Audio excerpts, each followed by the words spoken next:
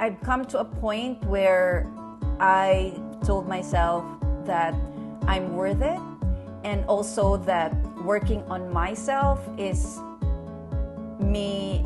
This is for my family. So this is not just like, oh, I'm a better person, I'm enlightened, I'm whatever, because this is like for my family.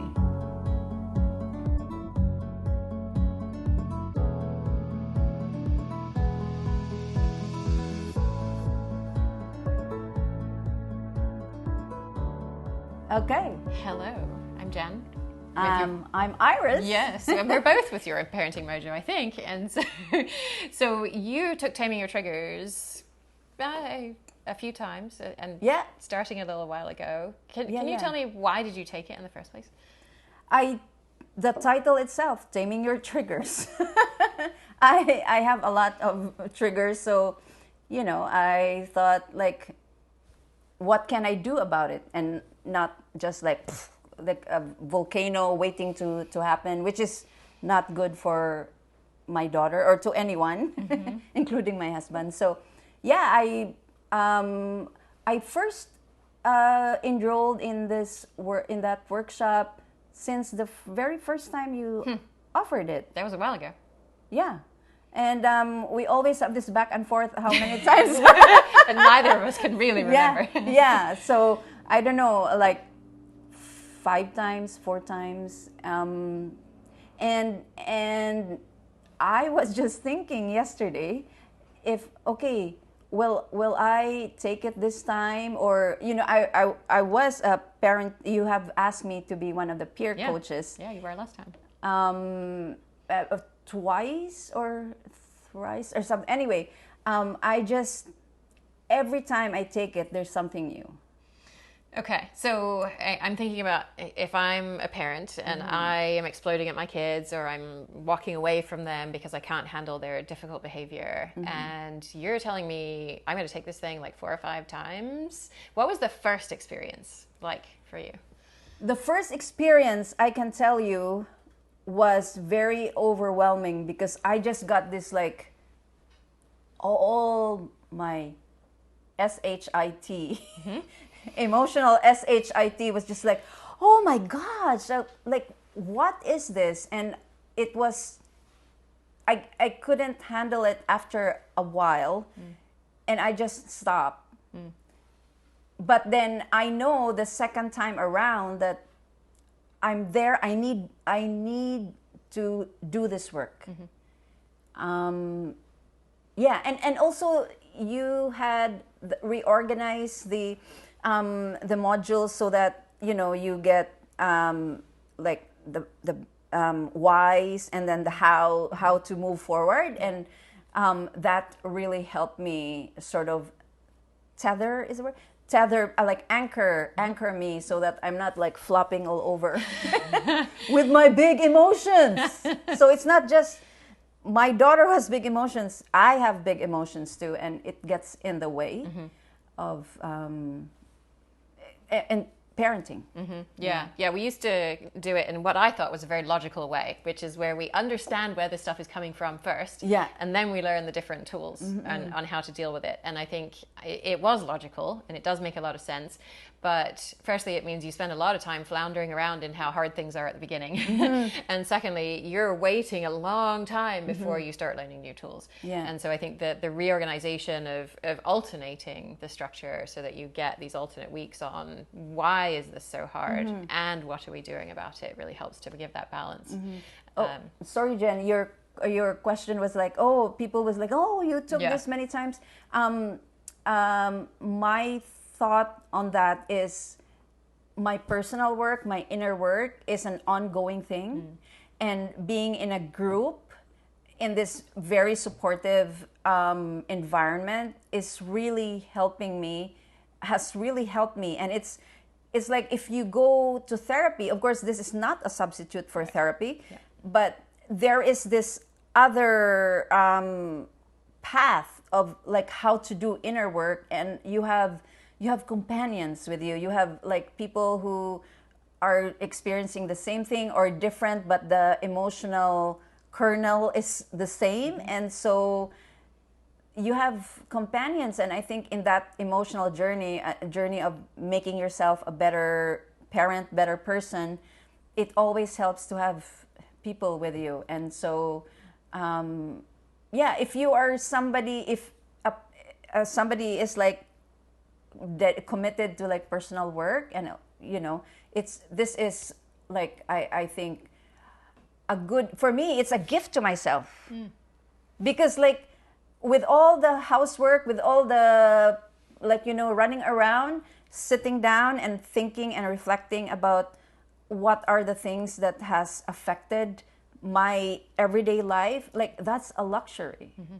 Because sometimes you just, I can't. But with the course, like with the module, you get, okay, I will read this and I will participate in the discussion in the circle community. And so it's a gift, actually. Yeah. Yeah, I think that's really hard for a lot of parents to get their heads around, the idea of, I'm going to give this gift to myself. Yes. That I work with a lot of parents who will spend money on children.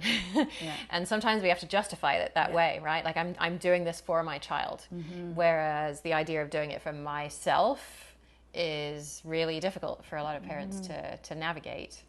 And I think you're talking about the importance of doing this work in community, and I see that as so important, because it's humbling to me, actually, in an awesome way, how little of the shifts that people make in this workshop comes from the knowledge that I provide. So much of it comes from processing it in community with others, either in the coaching calls or in circle. And I know that you've seen really big shifts on the coaching calls, sometimes when you were being coached yourself, and sometimes watching other people being coached, right? Yeah. Is it weird being on a group coaching call? No. How is it not weird? It's the same thing I've said about journeying. The coaching call is like you are in that safe environment and you can come as yourself, and then you share what is going on for you, and that you help us, like, in that process.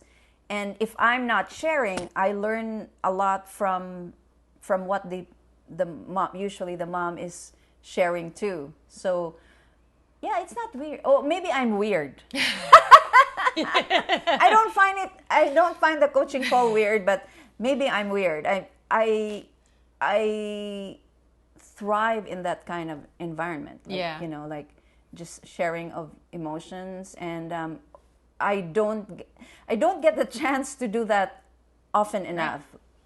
Right. Like, it's weird if you just start like talking to the mom in school, and like it's it's the right environment for it, and a container for container. Yes. Yeah.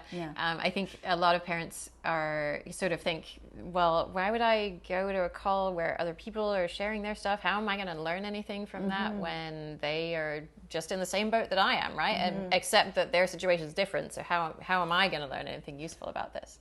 Yeah. And what I often find is that when you strip out the names and the exact situation, the parents are like, oh my goodness, you just described me. You just described my situation. Yeah, and in theater, there is this quote, like, there is universality in the specificity. Yeah. And so that's the same thing. Like, this is, change the name, but the emotional truth is there. Yeah. And the struggle is very similar. So, yeah. And I guess I think I've told you this before. I felt an enormous amount of shame when I first learned that you were taking the workshop again, because I thought if I was any good at this, I would have taught you something the first time that was useful enough that you would have tamed your triggers and that you wouldn't need to come back through it again. Yeah. And so, of course, we all like to be the stars of our own show. It's all about me and nothing about you. Yeah. And so what is your perception of this? Why do you keep doing it? Why are you considering doing it again? Because I want to be better.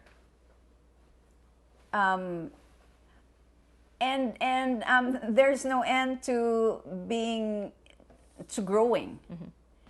And Yeah, and sometimes when I'm not in that environment anymore, I backslide because their community like hold the container. Yeah. The container is not there anymore, so like flopping around, and so yeah, I think going back is like going back to the container and like, okay, I can energize myself, recharge myself, and then okay, I can be out of the container for a while, but then after like, oh, I have to go back to the container.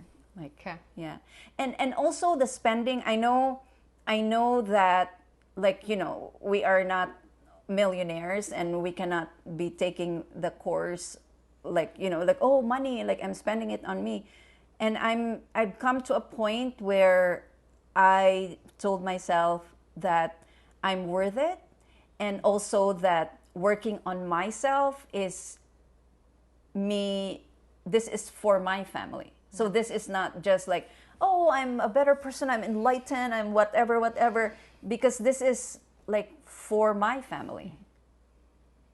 Okay.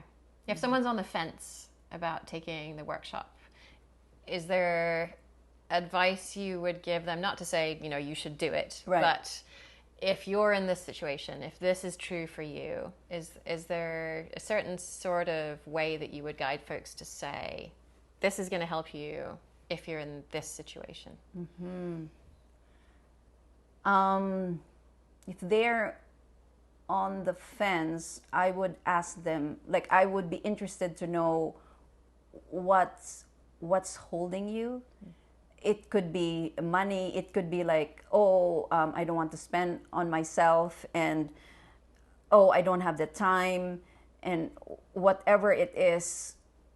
And just to ask themselves, like, what is it that's really holding you back? Yeah. Because sometimes we think these are the reasons, but the underlying is that we don't feel we are worthy.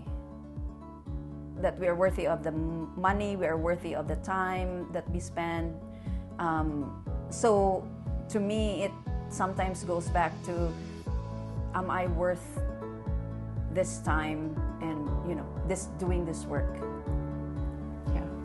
It's a profound question to ask ourselves, and the answer can be uncomfortable sometimes, I think. And sometimes we need somebody else to say to us, you are worthy and you are like this, but sometimes there's no other person. Like, we just need to step into that and say, like, you know what, I'm going for this, and I'm worthy. It was so great to meet Iris finally and to learn more about her experience in the Taming Your Triggers workshop. A big theme that came up for me through that conversation was the idea of worthiness. And I know a lot of the parents that I work with have this idea that I'm not worthy of doing something like this. And that tends to be expressed through the words, I don't have the time, or I don't have the money.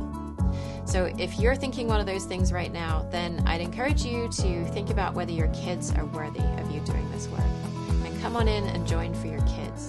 And then through the course of the workshop, I'll show you that you are worthy too.